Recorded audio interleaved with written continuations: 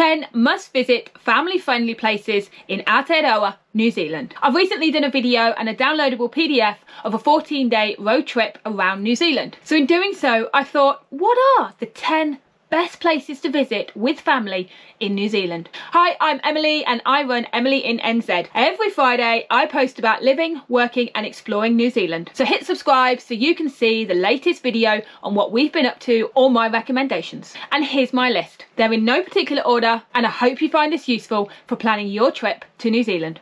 I'm going to start with where I've chosen to live, Auckland, Tamaki Makaurau. Auckland has a wide variety of things. It is the most populated city in New Zealand, but on the scale of the rest of the world, it's not that overpopulated. It has a huge variety of beaches. The East Coast beaches have wonderful sand and clear waters, places like Takapuna, Browns Bay, Torbay. The West Coast beaches on the Tasman Sea are wild and are black beaches like Piha, Muriwai and Bethells Beach. Into the city, there's quite a few things to do with families. Motat, the Museum of Transport and Technology, or Auckland Zoo, as well as the Hauraki Gulf Islands, heading out to Waiheke Island, which has cafes and restaurants and some beautiful paradise beaches. You can get a passenger ferry easily from the city, or out to Rangitoto Island, which is a volcano that erupted 600 years ago into the harbour. You can do a nature walk, climbing over lava and going through lava tunnels. It's more than likely you'll start your trip in Auckland at Auckland Airport, so I recommend it's somewhere you explore, and it's the first day on my road trip itinerary. You can get a copy of my 14-day road trip itinerary by following the link below to my Facebook group Exploring New Zealand, where you can download the PDF and also a free road trip activity pack for kids.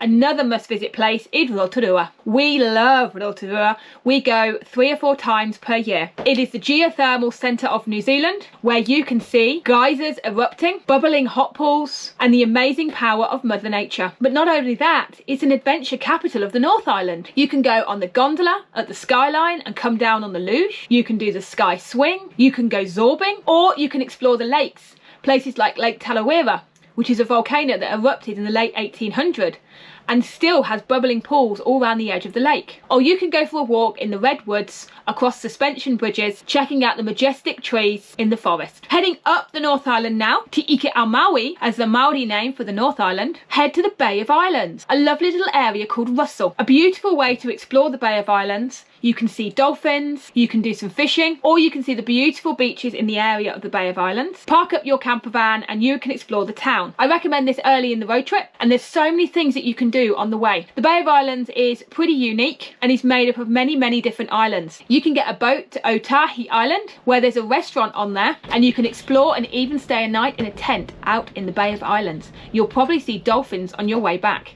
It's pretty unique. Staying on the North Island, a bit further down is a town called Hamilton. Whilst the town hasn't got a huge amount for tourism, there's a wonderful little area called Hamilton Gardens. These are completely free of charge. You can stop at them on your road trip on your way south. They're not really about the gardens. They're almost like movie sets. Multiple movie sets which you can explore and walk around with planting and full decor and representation from different countries around the world, like Egypt, China.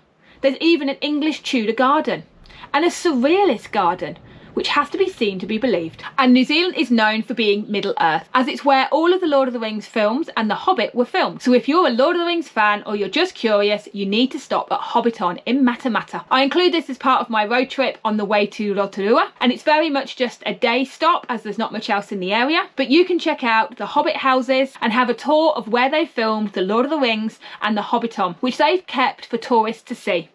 It's really good and family friendly and worth a stop on your drive across the North Island. And finally, before you leave the North Island, you need to stop in Wellington. You're probably passing through to go on the Inter-Islander, so spend some time here by going to Te Papa Tangawera, which is the National Museum of New Zealand. It's completely free of charge and a great opportunity to see the culture and the history that is New Zealand. Check out the cable car and get amazing views of the city, or go even higher and climb Mount Victoria. And as the capital city, it's also home to the government, so you can check out the Beehive Parliament buildings before you leave the island to head to the South Island for our next recommendations for your trip, which is where my next recommendation recommendations are Abel Tasman National Park, the top left-hand side of the South Island, my favourite place in New Zealand. Clear waters and white sands, and a fantastic track which you can do with your family, or you can just get a boat into the national park for the day. I've done a video all about the Abel Tasman National Park and I'll put a link to it here, and I recommend walking sections of the track and getting a boat to pick you up. You could also do a 3 or 4 day hike with camping and be off-grid the whole entire time. There is so much to see, starting in Marahau, which is the gateway to the Abel Tasman National Park.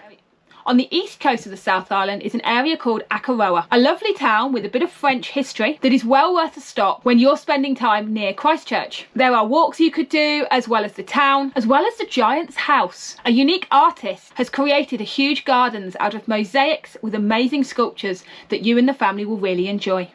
Mount Cook, New Zealand's largest mountain. Worth the trip to go and see the mountain. It is only visible 1 out of 3 days a year, as it often has a cloud on the top of it. Still worth heading over, as there is Tasman Lakes, which is a glacier, and you can go on the lake and see giant icebergs which make up the lake. There's also the Hooker Valley Loop Walk, which is a 3-hour track at the base of the mountain. And finally, I recommend Queenstown, the adventure capital of New Zealand. This is where bungee jumping was invented. So check out bungee jumping. If you're an adrenaline junkie, there's lots of things you can do here, like skydiving, but it's also good for the families. There is also a skyline gondola and luge here, like we saw in Rotorua, as well as a steamship which you can get out on Lake Wakatipu to visit a farm station. There are so many family-friendly things that you can do in Queenstown, but also the skiing in the winter, travelling up the mountain passes and exploring the beautiful scenery of the South Island of New Zealand. These are my 10 recommended things to do with families in New Zealand, put together from my many years of exploring New Zealand. Thank you for watching. I'm Emily in NZ, and I post every Friday about living, working and exploring New Zealand. So hit subscribe so you'll see my next video, and check out one of these videos about our adventures and what we've got up to and our recommendations around New Zealand. I'll see you in my next video.